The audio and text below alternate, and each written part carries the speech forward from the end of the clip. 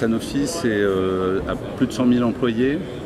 C'est aussi un certain nombre de prestataires extérieurs qui travaillent pour Sanofi. Et puis des partenaires aussi. Et c'est important de le mentionner parce que les partenaires accèdent au système d'information. Et c'est important parce que c'est un atout pour mettre en place un système d'IAM global que d'avoir un référentiel global sur lequel on va s'appuyer et qui va, dans un certain nombre de cas, nous faciliter la tâche. Alors bien entendu, c'est plus large. Les identités, c'est aussi être capable de donner des accès aux applications. Et là, on parle d'IAG, d'identité en access gouvernance. Ça va aussi à la gestion des accès privilégiés qu'on a déjà mis en œuvre sur notre système. Et il faut assurer la gouvernance de tous ces accès.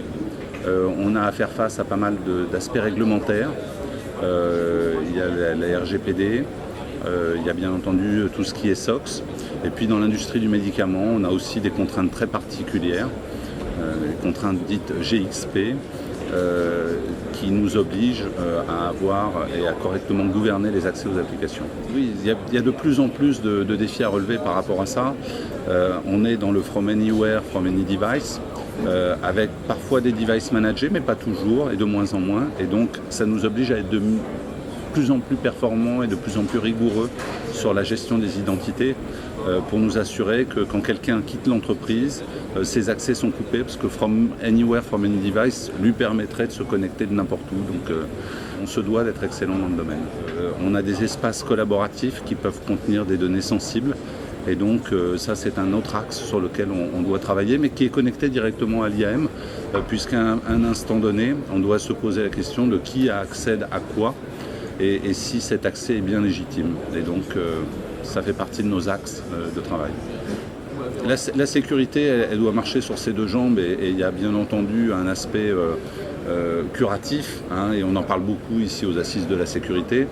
Donc il y a cet aspect curatif, mais il y a aussi un axe préventif. On est dans le vaccin là.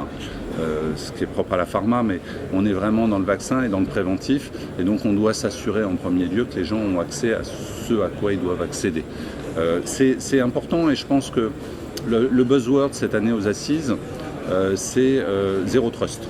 Et donc j'ai eu une très bonne présentation de Zscaler qui nous a présenté un petit peu le potentiel de la solution. Et Sanofi est en train de devenir un client de Zscaler.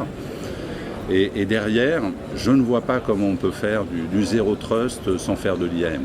Donc je pense que le buzzword de l'année prochaine, ça va être IAM. Il va y avoir de nombreux projets parce que les sociétés en général ont un IAM ou ont des IAM, legacy, mais ils vont devoir donner de la cohérence à tout ça pour être capables de faire du Zero Trust. On a nos équipes sécurité qui ont beaucoup d'outils, qui monitorent. On parle beaucoup d'intelligence artificielle pour détecter les comportements inadaptés.